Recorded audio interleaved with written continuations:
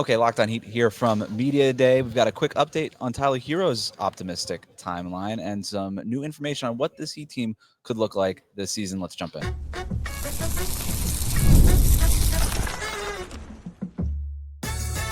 You are Locked On Heat, your daily Miami Heat podcast, part of the Locked On Podcast Network, your team every day. Welcome back to Locked On Heat. Thanks for making us your first listen every day, however you might be tuning in on YouTube or on your favorite podcast app. Thanks so much for making us your first listen every day. Wes Goldberg here with David Ramil.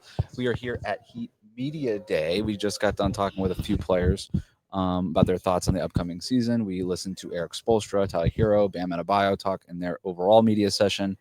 And David, I think there's a lot to get into here, but the number one thing I would say right off the top, different vibe. Absolutely. Yeah. Everybody's commented on the fact that it's a new locker room, a new opportunity, and it's a little different. It's not the same hangover that we've seen over the last few years of the Butler iteration of the Heat, where you kind of have a consistent carryover from one season into the next. And I know a lot of fans have complained about the lack of changes to the roster, but this is completely different. Not only is it a new roster, but it's also a new vibe, just a completely different feel. Everybody's talked about the youth movement of this group and how they're kind of leaning into that completely. And I think you see a different sort of vibe about this year's team. Yeah, and I would argue that it does feel like the roster is different. Obviously, there's a lot of the same players here, but there's a lot of new faces. Like I said, a different kind of energy, a different kind of vibe. And a lot of, I would say, even the players that work here kind of see themselves in maybe a different kind of role, in a new role. So we're going to post all of our individual interviews that we did with the players individually on YouTube and in your podcast feed. So be on the lookout for all of that. We will touch on some of our bigger takeaways from those interviews here in a second, but we got to start with the big news, which is Tyler Herro. It was revealed a couple days ago that he underwent an off-season procedure to repair his left ankle and foot. A little bit of questions about when the injury happened, why did it take him so long to undergo this procedure, and things like that. And we heard from Tyler Herro himself today, and he gave us he shed some light on that situation. And the first thing that we want to talk about is the timeline, right? The Heat in their press release said 8 weeks. We got on here and said 8 weeks is probably it's not unrealistic, but it's on the optimistic side of things. And then you hear now Tyler Herro saying, yeah, the typical timeline is 8 to 12 weeks. But again, talking to Tyler Herro, hearing from Erik Spoelstra and these things, everybody seems pretty optimistic about where Tyler is. Tyler Herro even said, he's ahead of schedule on where things are. So, Spo said potentially November we could see Tyler Herro back.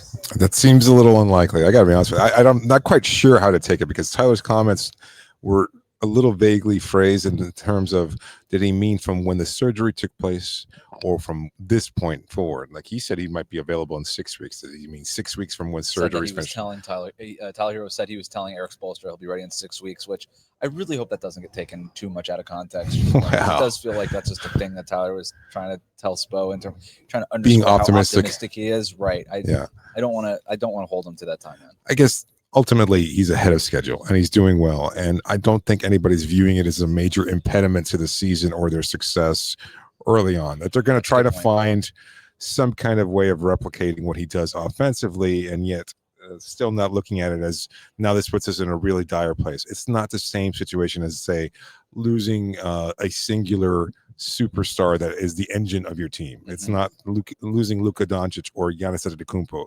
As good as Tyler is, certainly still an all-star, not as integral to what this offense is trying to do. A big part of it, certainly, but not as integral. And not as questionable, but with some of these other types of injuries, we kind of know what this procedure is and what it looks like. So again, Tyler Herro kind of went through the whole process of how this all went down. He talked about the fact that he was born with an extra bone in his foot.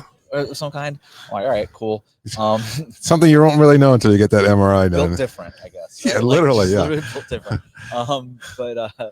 So he's born with this extra bone. He starts to feel the pain during the summer, and again, we got a lot of these questions. Why didn't Tyler Herro have his surgery right after the season? I think we talked about it. It wasn't bothering him after the season. That would have been ridiculous to have a procedure. He said that he started to feel the pinching on the bottom of his foot in the middle of July during an off-season workout, and he said, okay, and as a player typically will do, they try to undergo treatment. You don't immediately just have surgery at the first sign of pain Right. at a part of your body. So they did a PRP, they did the cortisols, all that kind of stuff. So eventually it didn't work. He went weeks, and the pain wasn't subsiding. The pinching wasn't point where he literally could not jump and land. He said he couldn't because plant his he foot. couldn't plant. He didn't have full flexion and full mobility. So it was decided that he had to undergo the surgery. So for anybody that was wondering why it took them this long or why they had the procedure when they did, that's it, right? It wasn't something that was bothering him at the end of last year. We told you that on the show. He said it today to everybody.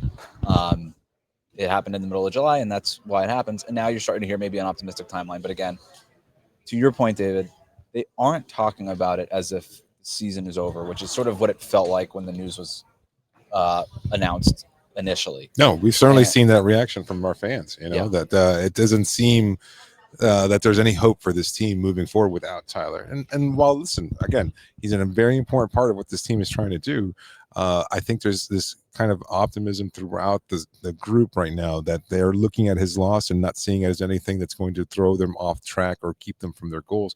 They're going to find other ways of stepping up and getting the kind of production they need to continue winning at a high level. Right. And everybody's talking about the people who are going to step into his role. Norm Powell obviously expected to be a big part of that. Right. And I think the offense we're going to talk about here in a second is expected to change in a way that can kind of withstand the Tyler Herro thing. But I want to go back to a point you made before too, where you said it's not like this is Giannis or Luka or somebody like that going down. It's also not like John Morant or these Zion Williamson characters who it's like, okay, you're coming back.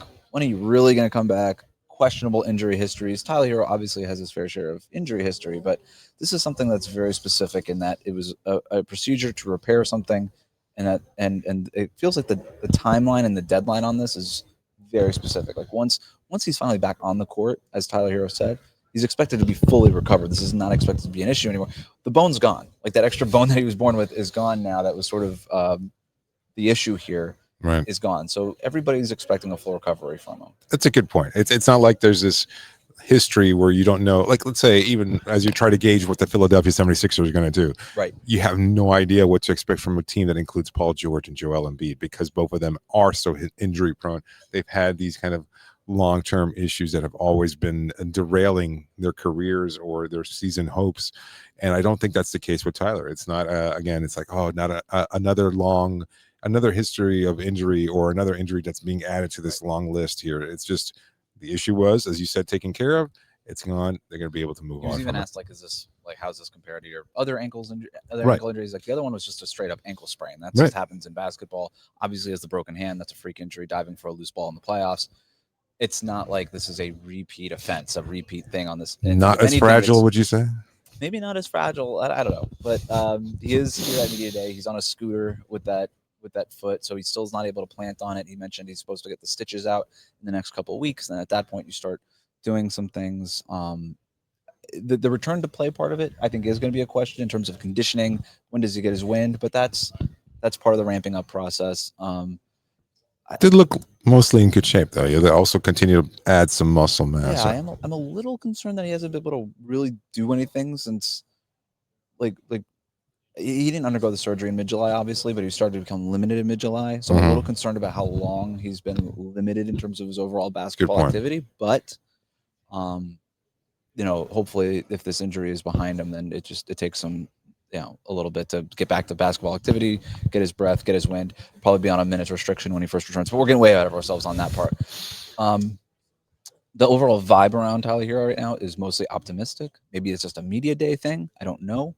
But I don't. Not really typically optimistic around media day. I mean, you don't get a lot of players being optimistic. I mean, I'm saying it from his perspective. Oh yeah.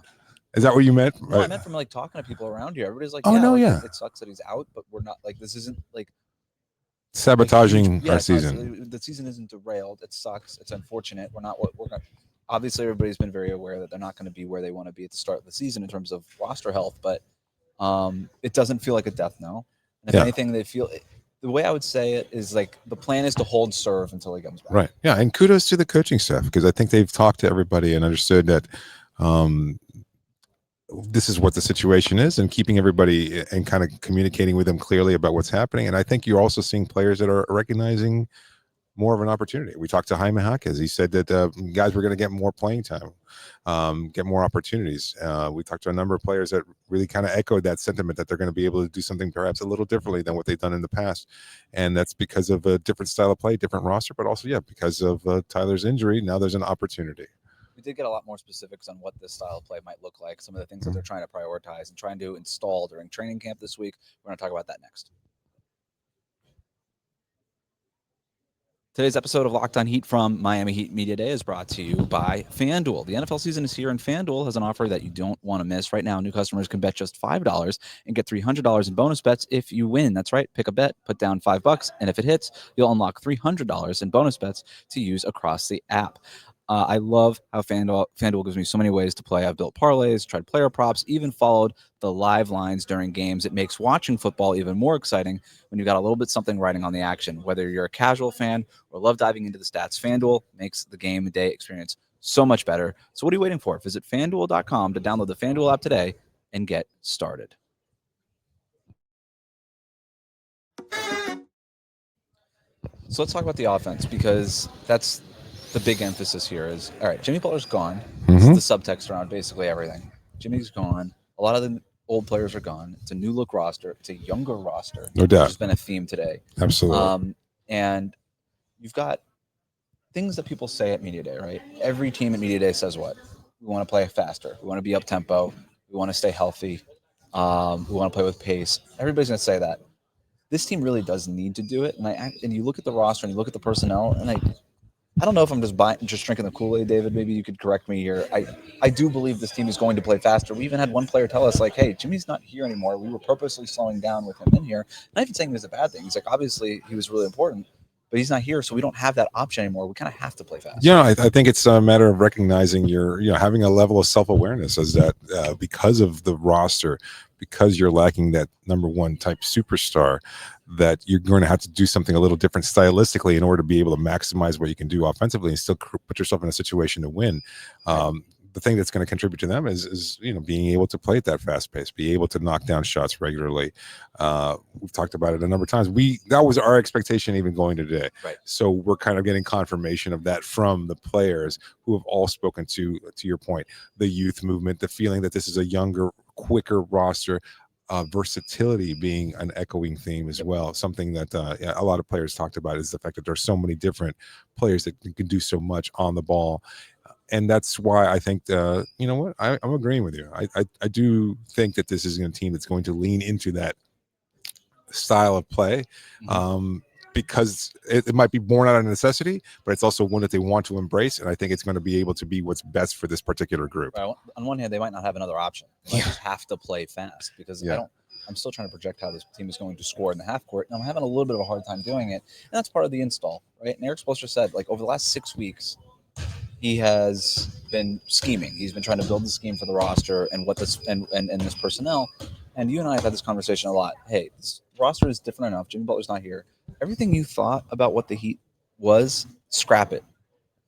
Crumple it up, put it in the recycling bin. This is essentially starting from scratch. And we heard that from Spo today. He talked about literally that. He's like, I don't care what our stats were last year. I don't care any of that. None of that matters. He said this is a new chapter. And I'm glad he said it. I'm glad he just said the thing out loud. Yes. Because it's obviously true. Right. And it speaks again to what we expected here, where it's we're kind of starting from scratch here, even if a lot of it's still Bam, it's still Tyler, it's still all these guys, but the roster is a very different kind of roster. It's younger and stuff like that. So let's do this. Let's maybe break up the conversation this way. Pros and cons, right? Maybe kind of let's say that all of it goes the way that we want it to go here. Best intentions, follow through with the best intentions on this offense. A couple of things that stand out. We talked about maybe pillars of what this new offense could look like. We talked about tempo. The Heat are talking about tempo. They're talking a lot about how everybody's going to handle the ball. And they've been asked, different players, coaches have been asked a few different times in a different kinds of ways, hey, no primary go-to guy, no primary point guard, no primary ball handler. And the answer that we keep getting is the NBA even isn't really in that, is kind of trending away from that. Yeah. And we're kind of going to be more this egalitarian style. Everybody's able to dribble, pass, and shoot. And again, I want to hold my concerns here for a second. and kind of try to focus on the positive first, yes, that's true. You look at teams like the Indiana Pacers, the Thunder, even the Denver Nuggets, the Golden State Warriors, the Boston Celtics. Everybody's able to dribble, pass, and shoot. It's a big thing. You do need you need everybody to be on the same page. You need everybody to be involved. And when everybody eats, you do tend to get better offense. No doubt. Having that kind of skilled versatility across the board certainly helps. It puts you in a position where you can do things differently, certainly that they've done in the past, but also just kind of lean into what your strengths are offensively, at the same time kind of mitigating and hiding some of your weaknesses defensively or offensively, excuse me. The fact that you don't have that go-to player, the fact that you don't have necessarily overpowering size, you can just kind of play to that level, and that kind of, again, puts you in an opportunity. And it helps you withstand maybe an injury to Tyler Herro. Absolutely. Where it's like, okay, well, we're not asking this guy, we're not doing this heliocentric offense thing, right? Which you wouldn't want Tyler Herro being that kind of, that's not his. It wouldn't be his strength. Yeah. That's, had you suffered an injury to that guy, then your offense kind of goes into kaput, right? It's gone. And that's not necessarily the case. Now, okay, let's do the other part of this. Yes, it's very. We talk to some people and say, yeah, look at who were in the finals last year, which I love that they, again, it's the saying it out loud. This is what works in the NBA. We got to copy part of this. It did work for the Thunder. It did work for the Pacers. But at the end of the day, they had Shai Gilgeous-Alexander, who was the MVP of the league last year, and they had Tyrese Halliburton. And this team doesn't have that guy. And I get that. To me, it's a little bit of media day fluff when we're talking about, okay, everybody's going to have the ball. Everybody's going to be empowered to get to their game. I'm not saying that it's untrue. I do think that that's what this roster is going to have to do. My question is, how much success can they have? Because in a close game with 2 minutes left, who's getting the damn ball? No, absolutely. No. It's great for, again, I think the foundation of what you're trying to do offensively. But ultimately, we've just seen too much of this throughout NBA history. Even in today's game, you still need that one go-to player who can turn things dramatically in his favor. And I don't know that this player exists on this roster. And now there's opportunities for players to step up. There's absolutely a guy like Adebayo can have those moments. Tyler Herro, we've seen him have those moments. Norm Powell certainly too. But Wiggins has had those moments. Yeah, I mean there are players on this roster who've embraced that at times, but it's not necessarily something that you can rely on or you could look to as consistently in terms of that's your go-to player. When you need to score, X is going to be able to get it and find a way to capitalize. What's the go-to play? I still have my question. Now, I didn't ask what the go-to play is. I don't know that they know what the go-to play is. That's part of what they need to accomplish here when they install the playbook and stuff in Boca Raton this week at training camp. And clearly, if I had asked and they known, they probably wouldn't have told me anyway. But that is still the big question. Now, you have the roster is what the roster is. You have the roster. I think what Erik Spoelstra is correct with, and what I think was really good to hear, is he's not really trying to nail that down right now anyway. Right. Because he's looking for a guy like Bam or Tyler or somebody else to pop to that star level where you're the go-to option. But even at a lesser degree where you've got young guys like Jaime and Nico and Kel'el Ware and all these guys on the roster, he said, I'm not – even Terry Rozier, he was asked about Terry Rozier. I think that's what the question – this answer was in response to was he was asked about Terry Rozier and what the expectation – is Terry going to play? What's the deal here? And he basically said, I haven't made any decisions. Everything's open because I have to leave it open because I need somebody – I need players to pop. Right. And he's absolutely right. I think the key here early in the season is going to be everybody touches the ball. We're going to keep it as open as possible. Whoever's got the hot hand has whatever it is. We're going to keep all avenues open because somebody on this team has to pop. Yeah, I mean, you're hoping for that almost every season, but in this case, again, I think this is something that this roster, the way it's currently comprised, they're going to be more reliant on that. They're going to have to find somebody else. And look, there's players. Self-awareness is what's striking to me. It's the honesty to just admit it. They're not saying we need that guy. They're not saying we're not very good, but they're also kind of admitting we are missing something, and that's fine. That's exactly where you want this team to be. To kind of have again that kind of level of self-awareness to recognize we're going to have to do things differently because we don't have player X. And in this case, player X is named Jimmy Butler. He is no longer on this team, and so you're going to have to find ways of doing things differently. And I do like that. I do like that approach. It's honest, it's refreshing, and I think it's not some of the same kind of, as you said, fluff that you hear around media day. It's just, you know what, we're going to be optimistic about it. We know that players are going to have to kind of step up, and at the same time, we like our chances of being put in this situation. And it's interesting. It's interesting. This team wasn't interesting for the last 2 years. A lot of The 2000 thing about it was Jimmy Butler demanding a trade. This team wasn't interesting last 2 years. This is interesting. It's, hey, let's go into every single game and see. It feels like a young team. They're talking about being a young team. 2002 development team. Florida Marlins. 2 years later, they won the world or a year later, they won the world championship. So like, that's probably that's watching Luis Castillo, watching Derek Lee, watching Alex Gonzalez. You know, these are the guys that had to step up. They're a Dontrell Wilson and Miguel Cabrera away. Well, maybe not such a good comparison. Cabrera was a Hall of Fame, but it's a Hall of Famer. But that's what they need. They need a Hall of Famer. Yeah, in his rookie season, sure. The Marlins should not have gotten rid of it. I still can't believe we traded. It doesn't matter. Okay. What a segue. I had a signed Cabrera in my bedroom. And they traded him. Pretty sure it was fake. I guess the point is, yes, this team needs to accomplish certain things on the court. It feels though and everybody keeps talking about the youth, and there's a different vibe. It feels a little bit like a team that hasn't accomplished anything. I don't mean that in a good way or in a bad way. Obviously, you've got Bam and Tyler who have accomplished things in the league, but like it feels like a developmental team almost in a way, where a young team where it's still trying to figure out its way. It's not quite the Washington Wizards, right? You know what I mean? I'm not trying to say that. No, but it does feel like there's like this mystery box, and sometimes the mystery box can go one of two ways. We got to go to a break here. But the mystery box can go to one of two ways. It can either lead to frustration or it can lead to hope by a fan base. And based on how the start of the season goes, we're going to know, okay, whether or not fans are frustrated or fans are hopeful about maybe a whole new road of possibilities. So we'll take a quick break here, and then we'll get to more on this and then some of our big takeaways and teasing some of the interviews that we did here at Heat Media Day that's coming up next.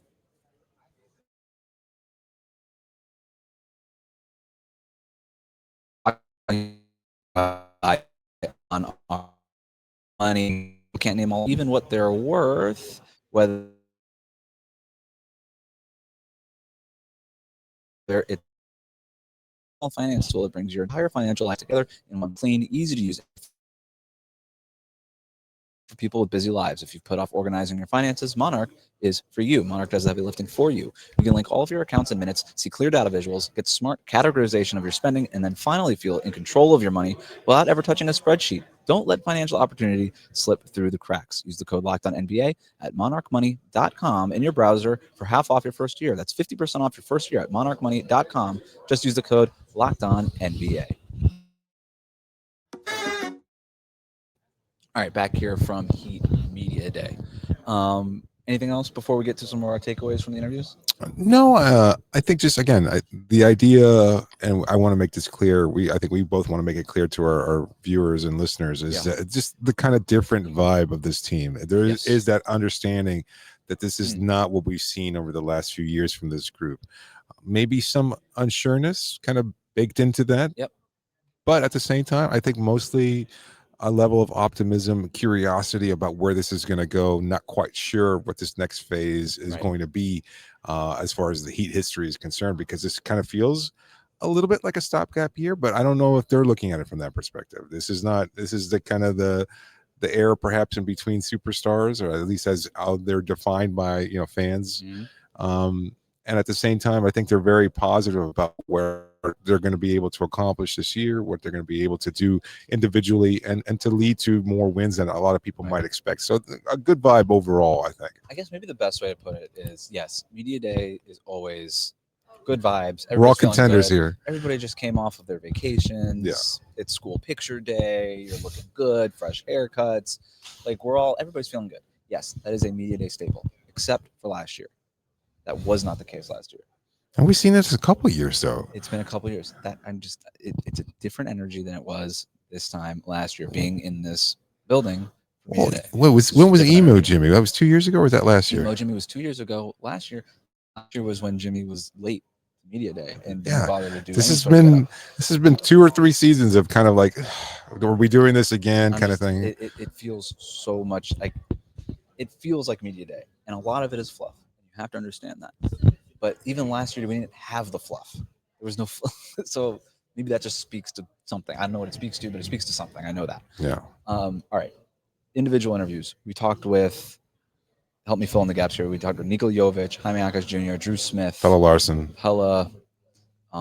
We talked to Precious Achua. Jaime Jaquez. And we haven't talked to Kel'el yet, but we're supposed to soon. So I would say that we talked to a lot of the young guys.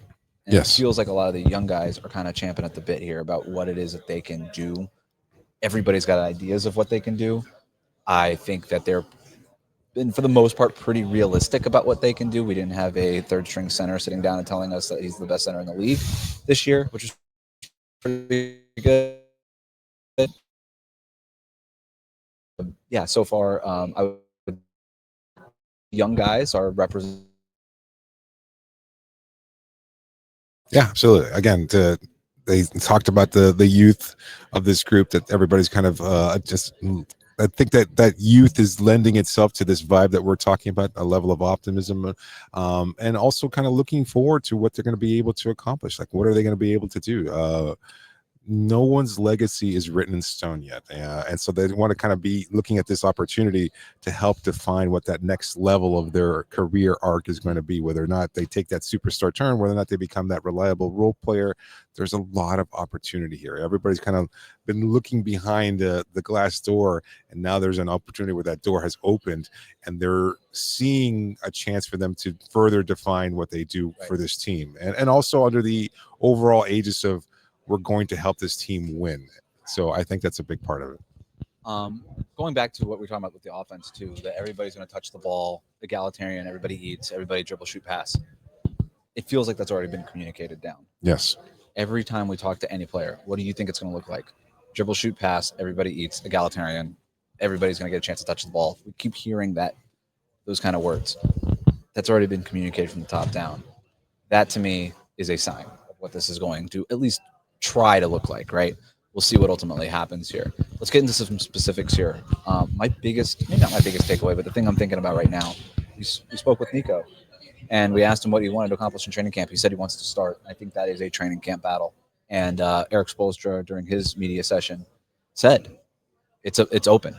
Like for Kel'el, Ware, nothing is promised. We're going to talk with him in a few minutes here, but nothing's promised. Everybody's got to earn it. Specifically, that front court spot next to Bam. That is open for competition between Nico and Kel'el. Nico told us that he wants it. I suspect Kel'el will tell us the same thing here in a little bit. And that is the training camp battle to watch. Yeah, I think a lot of people would be surprised by that. But at the same time, is there a possibility? No, you can't. I was just going to say, is there a possibility where all three of them could play on the court at the same time? You've been on it. I don't think you can. I'm wondering if you get to a point where none of them are on the court. You just put Wiggs at the 4. Well, with the addition of Precious Achua, does that change things a little bit in terms of, do you feel more comfortable going to the 3 center lineup in that sense? I mean, we talked to Nico. He's like, I'm not really a small forward. And he would have to be the small forward in that lineup. It's not going to be Kel'el, and it's not going to be Bam. That's fair. Look, okay. So let's just say it's probably down to Ware or Nico at this point, and that's fine. I'm a little surprised to see that kind of direct statement from Nico saying that he wants to openly challenge for. I love it. Yeah, I love it. He's like, I asked him point blank, what do you want? He's like, I want the starting job. Yes, go out there. You know what Tyler Herro gets a lot of crap for? Saying that he wants to start, saying that he wants to be an all-star. Yeah, but you know what he did? He became a starter and he became an all-star. And now Tyler Herro would be better coming off the bench. Nobody talks about that anymore. It's not a thing anymore. The alternative would be far worse. It's like, hey, I just want to fit in. It's like, what the hell are you doing here? If that's all you want to be. Some players say that though. Because they don't want to make waves. That's Nico's not afraid to do it. No, you got to love the confidence. And I think he recognizes that. A strong Eurobasket tournament, playing with, as he said, the best player on the planet, reiterated that a number of times, and was able to learn from him. So definitely an interview you should go check out. That was maybe my favorite one. You should listen to all of them, watch all of them. I think that was my favorite one. With what he was talking about playing with Jokic, I think is fascinating from 100 different ways. Yeah. But just as a basketball fan, Yeah. and being like, what is it really like to play with this guy? He was Yeah. like, this is what it's like to play with. I thought it was so interesting, his perspective on that. And you hope that he's able to kind of learn from that. Like we talked to him, we talked to Pelle. Both of them indicated that what they do over the offseason in terms of Eurobasket is something that's translatable and it could add to their respective roles here in Miami. So I think there's a lot of optimism with those two players specifically, and whether or not they kind of take on a bigger role, perhaps even a starting role, depending on what happens there. But it's not just talk for the sake of talk. I mean, I think Spoelstra did a pretty good job of saying, you know what, everything is wide open. Ware has as good a much of a chance as anybody. But it's not limited to just these are the guys who started last year. These are the guys who are going to continue to start next year. Now, it's not going to at all. It's can you step up? Can you be that player that earns this and works towards this goal? And if so, then you'll be rewarded. And it doesn't, like, the challenge is out there. It doesn't mean that Kel'el or Nico haven't lived up to any sort of set expectations or anything. It's just that, hey, we stunk last year. There's no reason to keep anything the way it was. Right. It's open for competition. Right. And, we've heard a couple of times from people around Kel'el, like players, coaches, whatever. Yes, we coach him hard. But also, yes, he responds to the coaching just fine. And I think we saw that in Vegas when Spo called him out, something that he referenced today during his session, called him out. And we saw the way that Kel'el responded, and it was very positive. And I think that you feel good about that. But Bam said something similarly too, he that he's kind of hard on Kel'el because he just expects more of him. So you know what? That's great. You want to hear that. That was another big takeaway for me. Is just I think a lot of people looking at Bam's evolution as a mentor and leader, and I think that's going to be a big part of it now. Again, without Jimmy Butler or without maybe some of those older veterans like or Kyle Lowry, who takes on the mantle of leadership for a group that basically has never been asked to do so. There's no UD in this locker room. There's no 36, 37-year-old veteran that says, you know what, I can do this for this group. So is Bam up for the challenge? And another player in one of our individual interviews spoke about taking on more of a leadership role himself. So that's definitely worth checking out. Well done on the tease. Those are our big takeaways. Just to quick tie a bow on it here. Tyler Herro, optimistic about his return. We're looking at 8 to 12 weeks realistically. Don't hold him to the 6-week thing that you might see aggregated and taken not necessarily out of context. But Tyler Herro return by end of October. Right. Tyler Herro tomorrow. No, optimistic. Everything seems to be going well. That's the takeaway there. I think we're scrapped everything from last year in terms of playbooks. Everything's scrapped. We're looking at something brand new in terms of your offensive system, maybe even defensive schemes. Erik Spoelstra basically said he threw everything away. The last 6 weeks, he's been scheming up stuff. So that's what I'm looking for there. In training camp, we'll probably get a lot of new things installed. And then as well as the big training camp battle, Nikola Jovic versus Kel'el Ware, who's going to start alongside Bam Adebayo. I don't even know how that much that even frankly matters, David, because we've seen this team use 100 different starting lineups in the course of the season anyway, but whatever. That's the big thing to watch over the course of next week. Maybe we'll do another episode with some other kind of empty the notebook, smaller takeaways. Yeah. Who pops? Who's your guest? Like we know there's always a name of somebody that's everybody's kind of buzzing about in training camp. I think it's Nico. Okay. I think we're going to get the best year of Nico's career, is my guess. I kind of tend to agree. I'm kind of looking at Jaime as well as another guy who looks like he's energized and ready to bounce back. So those are the two guys that I'm looking forward to seeing what we hear about them in training camp, because I think it's going to be a good year for both of them. Thanks for tuning in. Locked On Heat, straight from Miami Heat Media Day. We'll have a ton more episodes for you later this week. The standard, episodes that we do, plus all of the interviews that we did here at Media Day, those will be posted to your feed within the next couple of days. Thanks for listening.